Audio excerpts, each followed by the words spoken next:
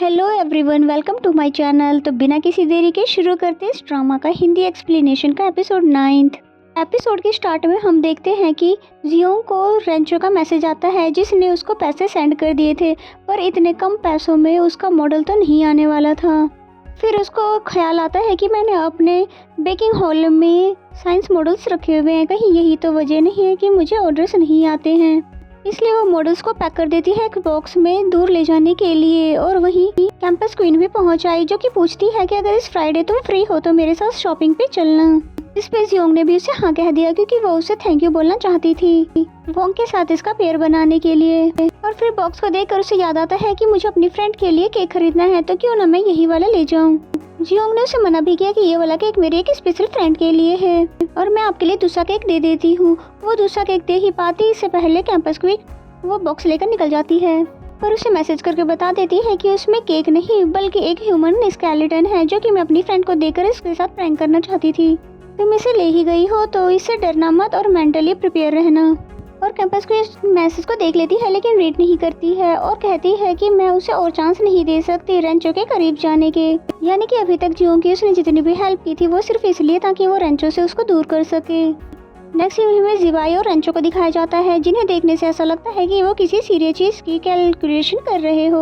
वहीं पीछे खड़ा लड़का भी इनकी बातें सुन रहा था और फिर इनसे तंग आकर बोलता है, ओ मेरे भाइयों, ये एक क्लोक्रेन है ना ही तुम्हारा एग्जाम जिसकी वजह से तुम इतनी ज्यादा कैलकुलेशन कर रहे हो। बस जाकर एक सिक्का डालो और जो भी टॉय तुम्हें चाहिए उसे बाहर निकालो, बस इतनी सी तो बात है। और फिर क्या था, वो दोनों लग जाते हैं वहाँ से टॉयज निकालने के लिए। जिवाई को तो पता था कि जिनियो को ये टॉयज पसंद आएगा, लेकिन बेचारा रेंचो तो उसे समझ ही नहीं आता कि जियोंग को डॉल्स पसंद भी होंगे कि नहीं। और काफी ट्राई करने के बाद वो एक भी टॉय नहीं निकाल पाए, यहाँ तक कि उनके सिक्के भी खत्म हो गए। और फिर तभी ओनर के पास पहुंच जाते हैं और बोलते हैं कि हमें लगता है कि आपकी मशीन में कोई ना कोई खराबी है। कि तभी वहाँ पर एक छोटी सी बच्ची आती है जिसने सिक्का डाला और फर्स्ट टाइम में ही टॉय को निकाल लिया। ये देखते ही इन दोनों की तो बोलती ही बंद हो जाती है क्योंकि खराबी मशीन में नहीं बल्कि इन दोनों में है। और फिर ये दोनों बाहर जाते हैं जहाँ पर रेंचो ने जिवाई से बताया कि मैंने जियोंग को कंपटीशन पर आने के लिए कहा था लेकिन उसने आने से मना कर दिया। तभी जिवाई को जिनियो के लिए एक रैबिट पसंद आता है और रेंचो सोच में पड़ जाता है क्या जियोंग को भी रैबिट पसंद होगा या फिर नहीं। नेक्स्ट सीन में फिर रेंचो को प्रोफेसर जू के साथ दिखाया गया, जो कि यकीनन यहाँ पर पोस्ट ग्रेजुएशन के लिए ही आया था। तभी उसे सामने से जियोंग आते हुए दिख जाती है, जिसे वो पूछता है कि तुम यहाँ पर क्या कर रही हो। वो बताती है कि मैं सेकंड हैंड मॉडल खरीद रही हूँ क्योंकि वो यहाँ पर कम कीमत पर मिल गया है। तभी रेंचो उसके पास आकर बोलता है कि तुम इस तरह साइकिल से जाते जाते थक जाओगी, मैं भी उसी तरफ जा रहा हूँ, चलो मैं तुम्हें छोड़ देता हूँ। एंड देन नेक्स्ट सीन में हमें नहीं लंच करते हुए दिखाते हैं जहाँ पर जियोंग उससे पूछ रही थी कि तुम यहाँ पर प्रोफेसर जू से एडमिशन के सिलसिले में मिलने आए थे और फाइनली तुमने यूनिवर्सिटी चेंज करने का फैसला ले ही लिया। चलो अच्छी ही बात है, और तुम भी तो यही चाहते थे। रेंचो बोला कि तुम्हें क्यों ऐसा लगता है कि मेरा जो डिसीजन है 100% ठीक है, जिसपे जियोंग बोलती है कि क्योंकि वहाँ पर जो जैसे अच्छे प्रोफेसर है तो फिर टैलेंटेड स्टूडेंट को भी वहाँ पर होना चाहिए। आफ्टर लंच वो दोनों टैक्सी में बैठकर हॉस्टल जा रहे थे जहाँ पर रेंचो को उस मॉडल से बहुत ज्यादा हेजिटेशन हो रहा था, लेकिन जियोंग उसे फ्रंट पर नहीं रखने देती। रेंचो बोला कि अब तुम्हें डर नहीं लगता कि कोई हमें साथ में देख लेगा, जिसपे जियोंग ने बोला कि अब कैंपस क्वीन और कैंपस किंग दोनों इतने ज्यादा फेमस हो गए कि यहाँ पर मुझे कोई भी नहीं पहचानने वाला। तभी किसी ने इसे पीछे से आवाज दी और उसे यकीन ही नहीं होता कि इस अंधेरे में भी मुझे किसी ने पहचान लिया। और ये कोई और नहीं बल्कि जिवाई था, जो कि जिनियो के लिए कैंडल लाइट डिनर प्रिपेयर करना चाहता था, इसीलिए जियोंग से हेल्प मांगने आया था। जो उसका मॉडल रखने के लिए चला जाता है और जिवाई उससे पूछता है कि तुम रेंचो से कहाँ पर मिली। जियोंग बोली कि वो तो मुझे यूनिवर्सिटी के बाहर मिल गया था, शायद वो प्रोफेसर जू से बात करने के लिए गया हो, और वैसे भी हम दोनों ऑर्डिनरी क्लासमेट हैं, हम दोनों के बीच में ऐसा कुछ भी नहीं। जिस पे जिवाई ने बोला कि हाँ उसने मुझे बता दिया था, पर वो तो यूनिवर्सिटी चेंज नहीं कर रहा, उसने ये बोला था हो सकता है किसी और सिलसिले में वहाँ गया हो। तभी जियोंग को याद आता है कि मैंने पता नहीं इसको क्या कुछ नहीं कह दिया, लेकिन उसने तब क्यों नहीं बताया कि ये यूनिवर्सिटी को छोड़कर नहीं जा रहा।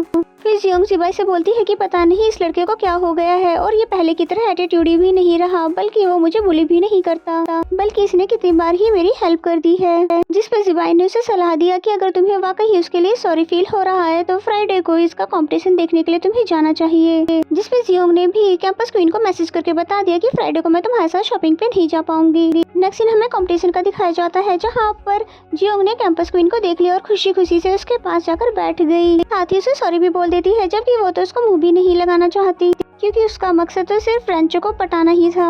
रेंचो जियोंग को देखकर बहुत ही ज्यादा खुश होता है, पर कैंपस क्वीन को लगता है कि रेंचो उसे देख रहा है। जियोंग को साहू का मैसेज आता है, जिसे आंसर करने के लिए वो इतना ज्यादा खो जाती है कि उसे कंपटीशन पर ध्यान ही नहीं जाता। और फिर जब रेंचो जीत जाता है कंपटीशन, तो वो जियोंग की तरफ देखता है, लेकिन जियोंग तो अपने फोन में ही खोई हुई थी, जो देखकर उसको बिल्कुल भी अच्छा नहीं लगता। और जियोंग सोच रही थी कि ये सब इतनी जल्दी कैसे हो गया, मैंने तो बस अभी एक रिप्लाई ही तो दिया था और ये मिस्टर तो यहाँ पर पहुँच भी गया। नेक्स्ट सीन में कैंपस क्वीन उसे कांग्रेचुलेशंस कहती है कि वो इसे इग्नोर करके जियोंग से पूछता है कि तुमने मेरे लिए चीयर अप क्यों नहीं किया। जियोंग उसको फनी सा एक्सक्यूज करती है, तभी उसका दोस्त आता है और पूछता है कि तुम्हारा हाथ तो ठीक है ना, तो तुम्हें दर्द तो नहीं हो रहा है, और शुक्र है कि तुम्हारे दर्द की वजह से कंपटीशन पर कोई इफेक्ट नहीं पड़ा। अभी जियोंग को याद आता है कि ये सब तो मेरी वजह से हुआ है, इसलिए वो रेंचो को सॉरी कह देती है, जिसपे कैंपस क्वीन उसे सुनाने लग जाती है कि तुम इतनी बड़ी गलती कैसे कर सकती हो। पर रेंचो ने तो उसे ही डांट दिया, ये कहकर कि ये तो हमारे आपस की बात है, इसलिए तुम्हें बीच में नहीं बोलना चाहिए। और वो जियोंग को एक रैबिट देता है और कहता है ये मैंने तुम्हारे लिए खरीदा है, आई होप कि ये तुम्हें पसंद। फिर डायरेक्ट ही कैंपस क्वीन को वहाँ से जाने के लिए कहता है और जियोंग को अपने पीछे आने के लिए कहता है। ये देखकर तो कैंपस क्वीन को बिल्कुल भी अच्छा नहीं लगता, और जिसके बाद वो फिर उस बॉक्स को ओपन करती है और उसमें स्केलेटन देखकर तो वो बहुत ज्यादा डर जाती है। साथ ही उसे बहुत ज्यादा गुस्सा भी आता है और कहती है कि जानबूझकर जियोंग ने मुझे बुले करने की कोशिश की है और अब तो उसे मैं छोड़ूंगी नहीं।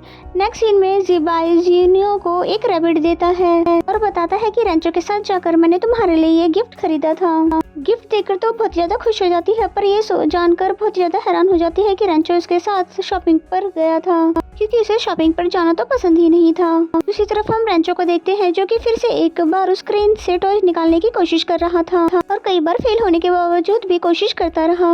और शॉप ओनर भी जान चुका था कि हर हाल में अपनी गर्लफ्रेंड के लिए टॉय निकाल कर जाना चाहता है, इसलिए उसे कुछ इजी ट्रिक्स भी बता देता है और फिर टॉय निकालने में कामयाब हो जाता है। और उसने ये सारी बातें उसी टॉय के साथ जियोंग को एक लेटर में लिख कर दिया था और बताया कि मैं तुम्हारे लिए तो जानदार रैबिट खरीदना चाहता था, लेकिन हॉस्टल में नहीं रखने देंगे, इसीलिए नहीं खरीद पाया, और कई बार अटेम्प्ट करने के बाद ही मैं तुम्हारे लिए प्यारा सा रैबिट ले पाया। जिसे देखकर जियोंग तो बहुत ही ज्यादा खुश होती है। और दूसरी तरफ रेंचो को भी जियोंग का दिया हुआ गिफ्ट बहुत ही पसंद आता है। आज जो उसके फेस पर स्माइल थी वो यकीनन जियोंग की वजह से ही पॉसिबल हो पाया। नेक्स्ट सीन हमें क्लासरूम का दिखाया गया, जहाँ पर सभी लोगों को नेशनल डे की छुट्टी मिल गई थी, लेकिन क्लास टीचर ने एक और बम गिरा दिया।